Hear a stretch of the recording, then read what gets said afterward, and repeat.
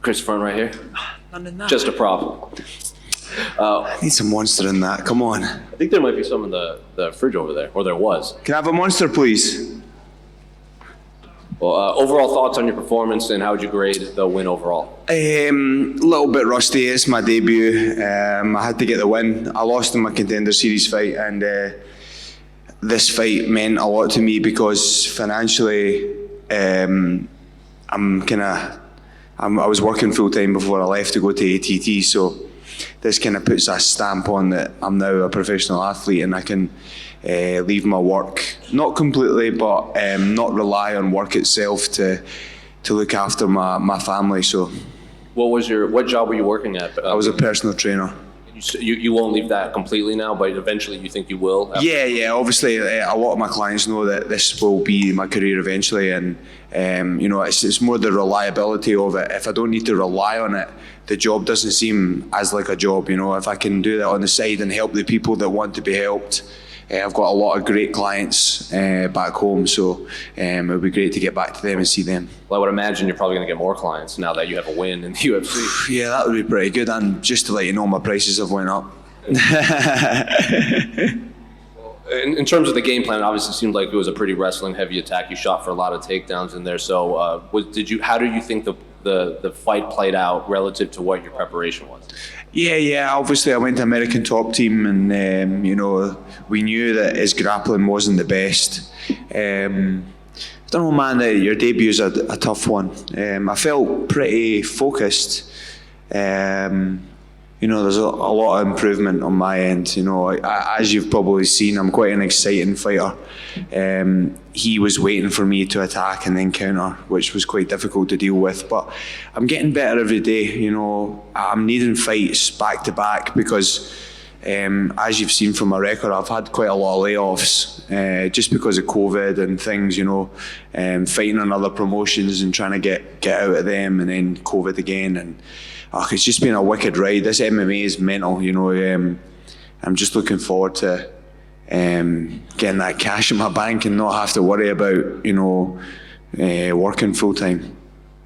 When you say there's a little rusting when you were in there, do you think that had something to do with like your placement on the card? There were obviously a lot of fans in there. Did you feel any sort of octagon jitters or anything going from fighting in the small Apex to now a sold out O2? Yeah, for sure. Yeah, it was pretty difficult. I felt pretty on point, but my transitions weren't as good as I wanted them to be, and I think I got a little bit of rabbit in the headlights kind of thing. And if I could get a quick turnaround this time around from Sean, if Sean can get me matched, I would really appreciate a quick turnaround. Because since my Contender Series fight, that's been nearly 6 months. That's too long for me. I would really, really appreciate it if Sean could get me something pretty quick. I was going to ask that. Last one for me. What do you think? What do you want the rest of your year to look like? How active do you want to be? I would like to be pretty active. Obviously, to try and get rid of those jitters and stuff like that as well. This is supposed to be my job now, so I want to be able to look after it full time and do what I need to do because I'm always learning. And that's my first fight in like 6 months, my UFC debut in front of 20,000 people in front of a UK crowd. It's kind of nerve wracking. So I got the job done. That's the main thing. Chris, just over here. You mentioned about improvements. Is there anything in your performance that you wish you could have perhaps done differently? Not particularly, no. When I was going first, he was going second. I should have went third. But obviously you've seen the wrestling. Man, it feels like it didn't even happen. It feels like a dream now. That's pretty quick. But yeah, I went to the wrestling. And as my team partner, my training partner would say, let's wrestle. And you put any of that down to the kind of the nerves and 100%. The atmosphere in there? Yeah, it's a tough one. He rocked me in the first, I think it was the first maybe, and I went back to my corner and they said, let's get on his legs, like you're better at grappling than him, and get the right hand set up and in those legs, and that got me the win of the fight. And it's very important you win your debut because I lost in the Contender Series and I lost pretty badly. So it was good to get back in there and this is where I'm supposed to be, the UFC. And do you feel like that experience that you had with Contender Series has kind of set you up for this moment? Yeah, a little bit, yeah. like the Contender Series, it's obviously like you fight in a room like this. It's not like that. That's 20,000 people screaming your name. I was fucking shitting myself, I'm not gonna lie. And to be able to do it here in London, in the UK as well, how much did that mean to you? Yeah, to that be meant a able to make that lot. one? Yeah. I got my daughter to come down and watch, and my fiance, I better say fiance. I keep calling my girlfriend, but she's my fiance. So it was great to have them down, and fingers crossed she comes through this door very soon. So how do you celebrate this win tonight? 5 guys, I think. And then I just want to see my daughter and my girlfriend. I just want to say a massive thank you to Robert Whiteford and Adam Stevenson. They were in my corner. You know, I didn't get a chance to say that in the cage, and obviously my nutritionist Carol, he got to come in my corner this time around. Without them, this journey wouldn't be possible. Those guys put a lot into me, and you know, we have our ups and downs and stuff like that. But you know, I'll always be appreciative of them, and I'm going to the top. I just need to keep working on this. Congrats. Chris, just here, mate.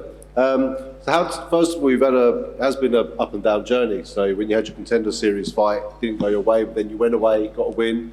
How did it feel then getting that call for Contender Series again? You thought, this is now my chance now. Well, when I lost my Contender Series fight, Dana White and Sean Shelby came through the back, and they said to me, listen, we appreciate what you've done, because I cut weight like 3 times in the space of a month to get my shot in the Contender Series, because obviously my opponent pulled out, and I feel that was probably why I lost to that left hook.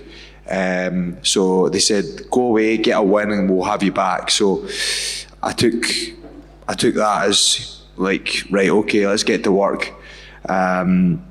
And then the experience of losing and knowing that I'm not made of steel, and coming back and having a game plan coming into the next one. But then obviously Charlie rocked me a little bit last time. You know, the experience in Contender Series is just like a minuscule compared to that 20,000 crowd out there. And you said obviously in Contender Series you had pullouts. Did you learn, because obviously you had a pullout on this fight as well. You meant to fight Michael Figlak, weren't you? Yeah. So because you had pullouts before, did that sort of prepare you for this day? Thought, I've had another pullout, but I've been here, I've done this before. So that's why they call me the problem by name, problem by nature. So it's like water off a duck's back. You're an exciting fighter. I said your Contender Series fight was very exciting. This one was back and forth exciting fight.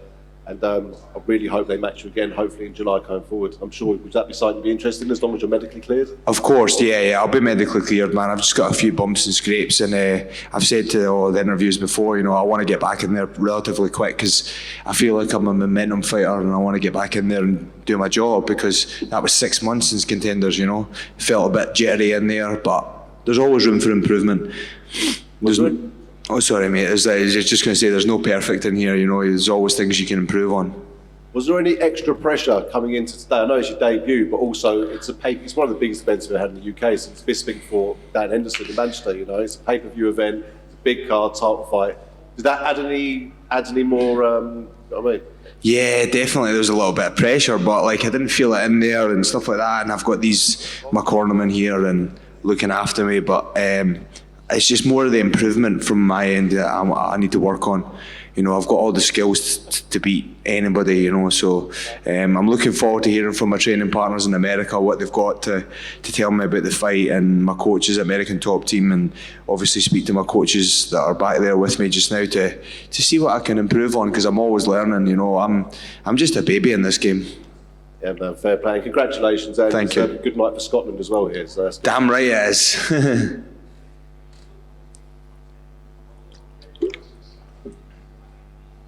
We good? Perfect. Thank you, guys.